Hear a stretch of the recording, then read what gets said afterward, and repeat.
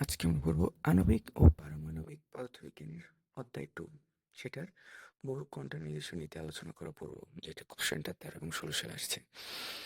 বহু কন্টিনিউয়েশন নীতি আসলে বলতে বোঝায় যে এইটা পরমাণুতে ইলেকট্রন যে কক্ষপথে ঘুরে সেখানে তাদের কৌণিক ভর মানে কৌণিক ভরবেগ mvr হবে nh/2π এর মানে গণিতক মান আকারে বাড়তে থাকবে বা কমতে থাকবে। এইটাই আমরা প্রমাণ করবো গাণিতিকভাবে, তাহলে আমাদের কাজটা হয়ে যাবে। ঠিক আছে, শুরু করি। আমরা লিখবো ধরি, যেহেতু এখানে কৌণিক ভরবেগ আছে এবং কোয়ান্টাম তত্ত্ব আছে, তাহলে আমাদের তরঙ্গ, প্লাঙ্ক এগুলোর নাম দিতে হবে।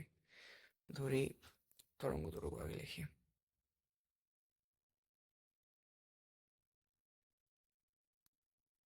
তারপর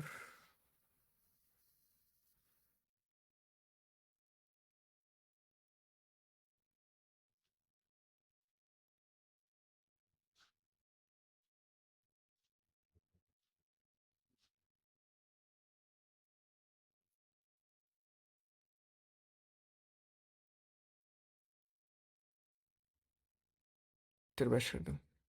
ঠিক আছে, লিখলাম। এখন আমরা লিখবো কৌণিক ভরবেগ, ইলেকট্রনের কৌণিক ভরবেগ, এটা লিখে নিতে হবে।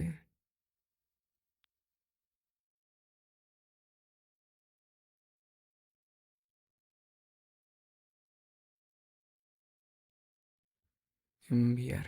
ঠিক আছে, এখন আমরা পাই বা জানি যে 2πr n ল্যামডা। এখানে 2π হলো এই যে কক্ষপথটা, এই কক্ষপথের পরিধি।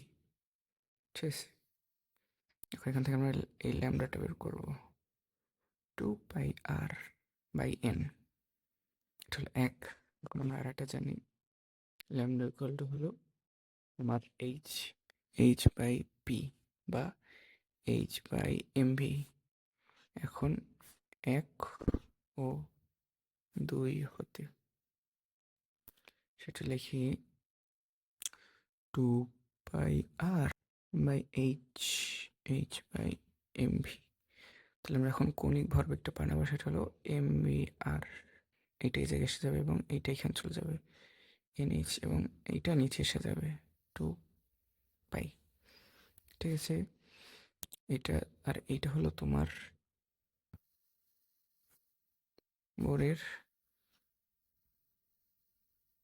কোয়ান্টাম তত্ত্ব থেকে পাই যে কৌণিক ভরবেগ